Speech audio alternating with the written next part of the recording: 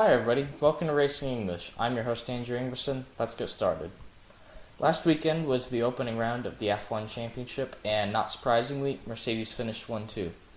Although Ferrari definitely gave them a run for their money, they were definitely a lot closer than last year. But after the red flag and after Alonso's huge accident, Mercedes switched to a no-stop strategy, and Ferrari switched to a one-stop strategy. And that ended up working well for Mercedes because I think nobody anticipated how difficult it'd be to pass. I mean, I've watched Formula One for about 5 years now, and I've never seen a race like that where passing was virtually impossible. I think F1's rule makers really need to either commit to taking away downforce or adding downforce, because right now they're at the perfect level to where you can't follow anybody, and it's almost impossible to pass unless there's a ridiculous horsepower advantage. Probably the biggest surprise from last weekend was Haas F1. The new team scored points on their debut with a 6th place finish. I think nobody expected that. They went with the one-stop strategy, or they went with the no-stop strategy after the end of the race, and because passing was so difficult, they were able to hold their track position, and Grosjean led the team home to a 6th place finish and 8 points. To put that into perspective, they scored 4 times as many points in one race as Manor scored in 5 years. So that team definitely has a bright future. The next race is going to be April 3rd at Bahrain. If I had to pick a favorite, it'd probably be Nico Rosberg. The Mercedes car appears to be the class of the field again, and Bahrain is one of his strongest tracks. So I would expect him to be the guy to beat. I think if it was a day race, the Ferrari might be able to give them a run for their money because the Ferraris are known to be easier on their tires. But because it's a night race, it's not going to be very hard on tires. I expect Mercedes' outright pace to be very tough to beat. Also, last weekend was the Sebring 12 Hours, and this race was won by Extreme Speed Motorsports. They're now 2 for 2 this year. Their young hot shoe, Pippo Durrani, definitely has been leading the team in these past few races. He's definitely been the fastest guy out on track. And actually, it was with a restart, about 15 minutes to go. He restarted 4th, and within 10 minutes he was in the lead. And there was a very strong drive by him, because I think the Action Express Daytona prototypes were definitely the class of the field that day.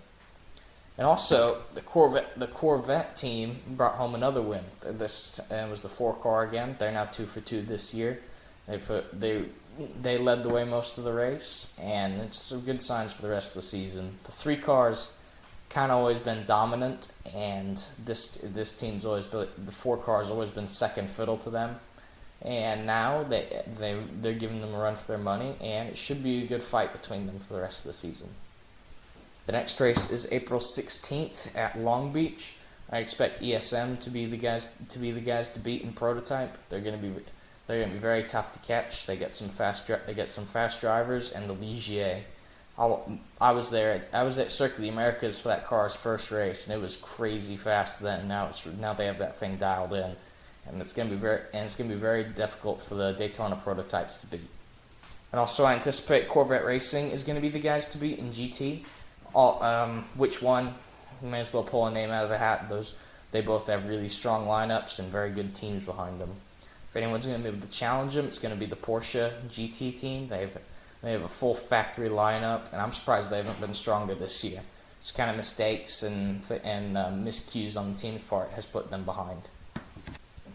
The 5th round of NASCAR's season was last weekend at Auto Club Speedway in Fontana, California, and Jimmy Johnson got his 2nd win of the year, which was interesting because it's the 2nd win of the year where he has not had the fastest car. They've been in the right place at the right time to capitalize at the end.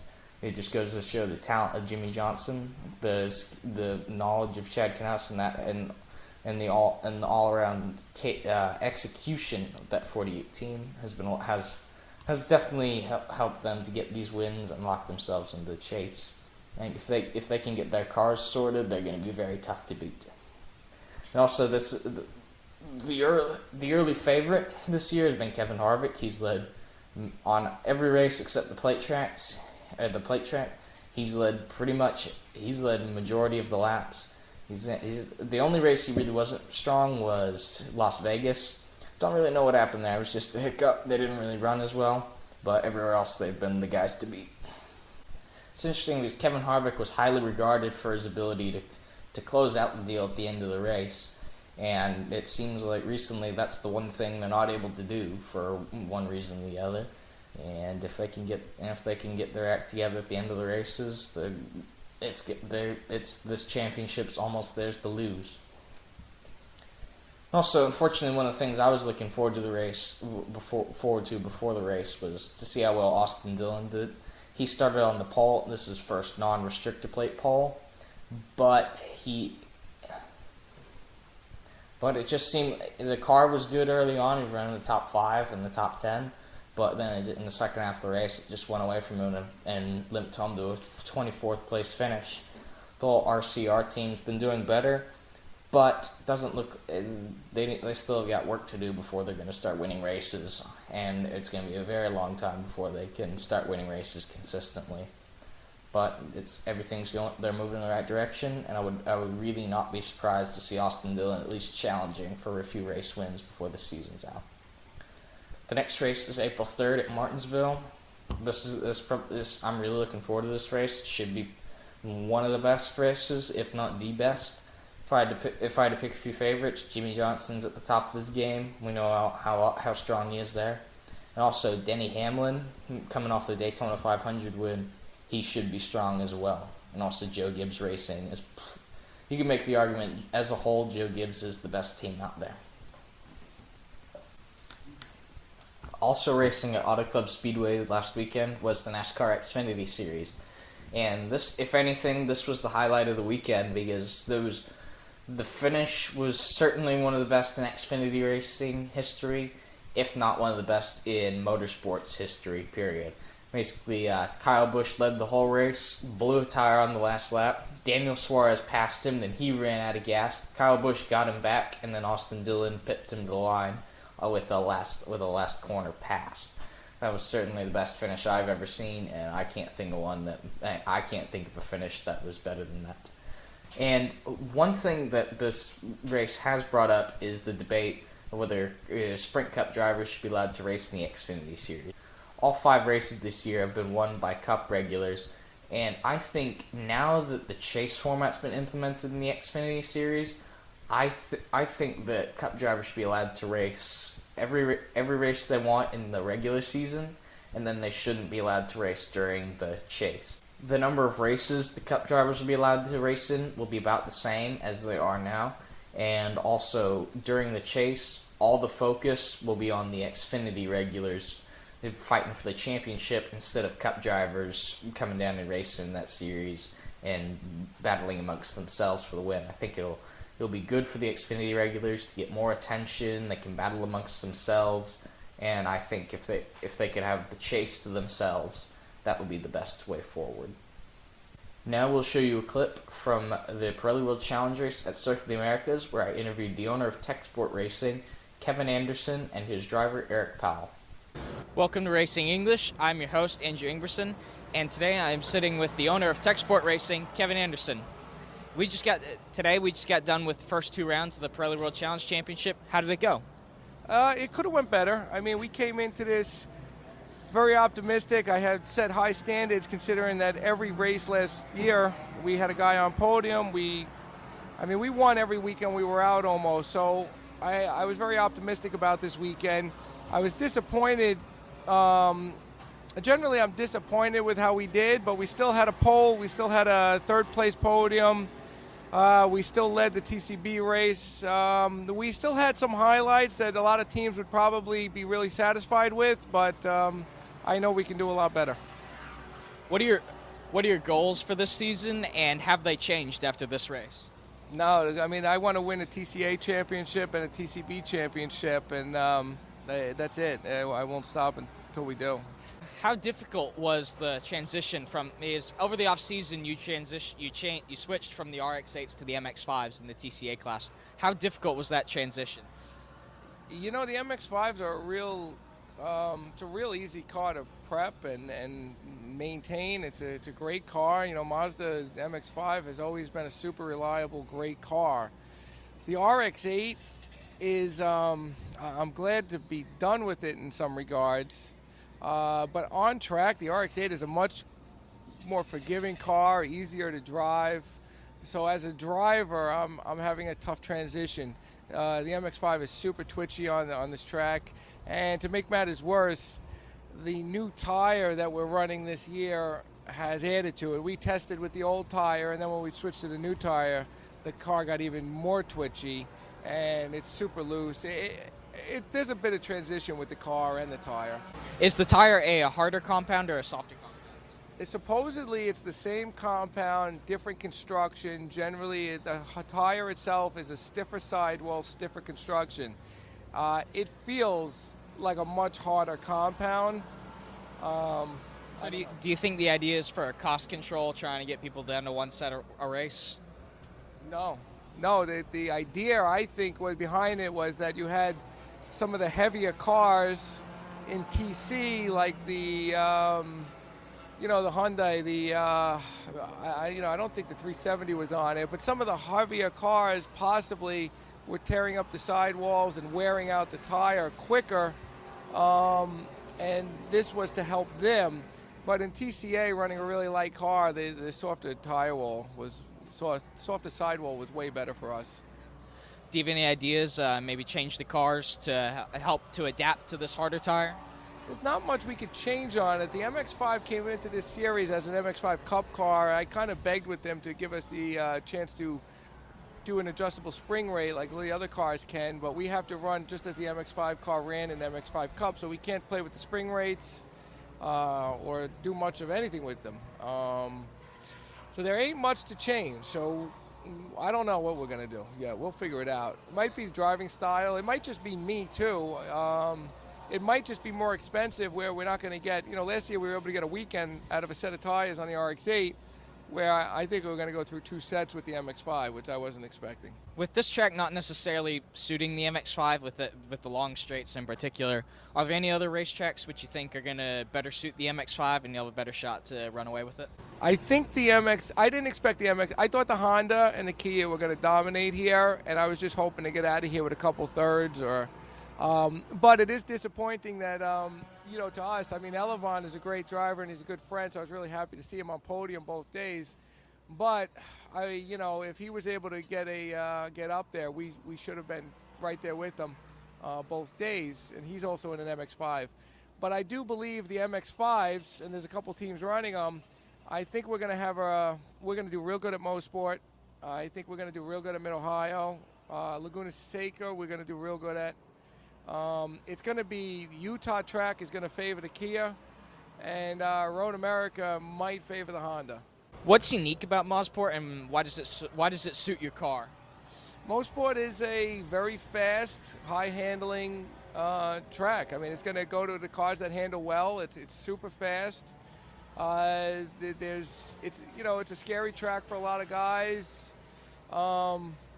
It definitely is going to favor to a momentum car that can just carry speed through the corners, and it does have a big, long back straightaway. But I feel that the rest of the track will favor us for sure. So.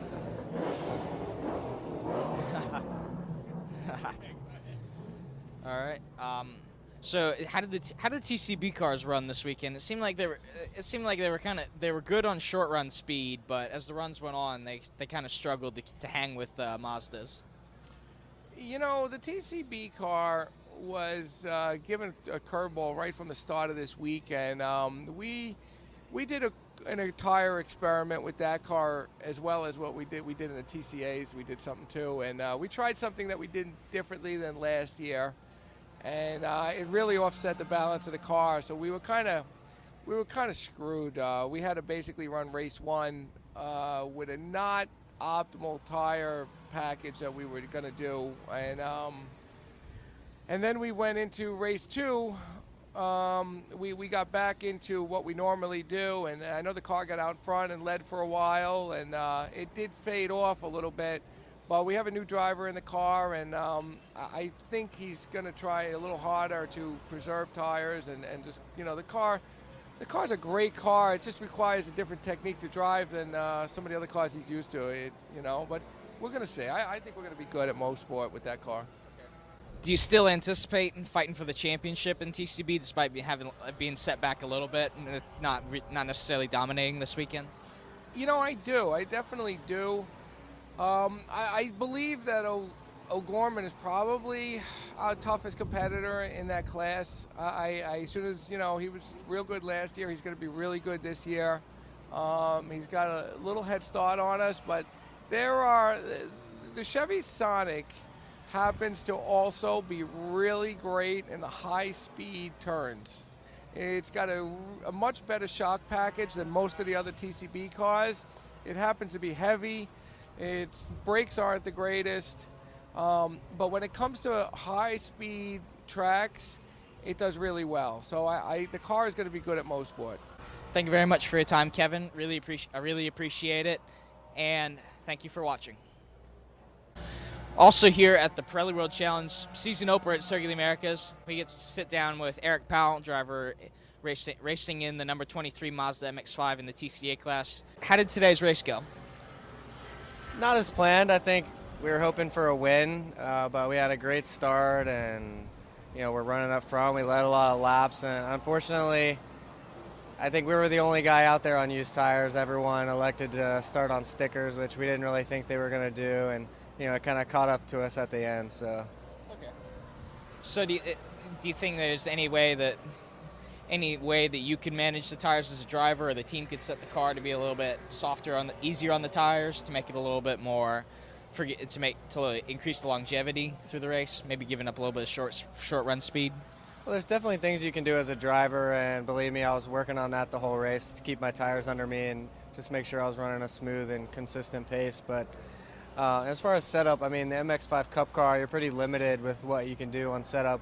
We all have to run the same dampers, springs. Of course, we have, we can run whatever alignment we want and things like that. So, yeah, we can probably do some more testing and figure some of that stuff out. Okay. Which cars and drivers do you think are going to be the toughest to beat this year?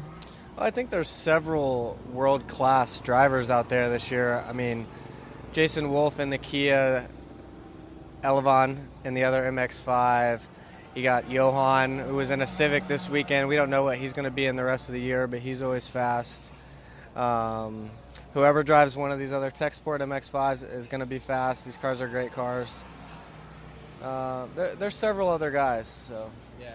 Do you think today's track favored the Kias more because with the long straights, it seems like that car definitely was the class of the field in terms of horsepower, at least on the straightaways. They do have a little more horsepower than us, and that's an advantage. And they also handle very, very well. It's a well-balanced car. I think their one downfall is, being front-wheel drive inherently, they tend to overheat their front tires a little bit. That gives us the advantage at the end of the race. Which races are you looking forward to as a driver for a particular track that might suit you, or which will work well with the car, and you think you can run up front and maybe pull some points back in the championship? Well, the next round at Mosport, I've never been there, but it looks like a track that'll really suit my driving style. A lot of high speed, scare yourself to death kind of corners, and that's my style. So I'm really looking forward to going there. What do you look for in a teammate? Light brown hair, gray shirt.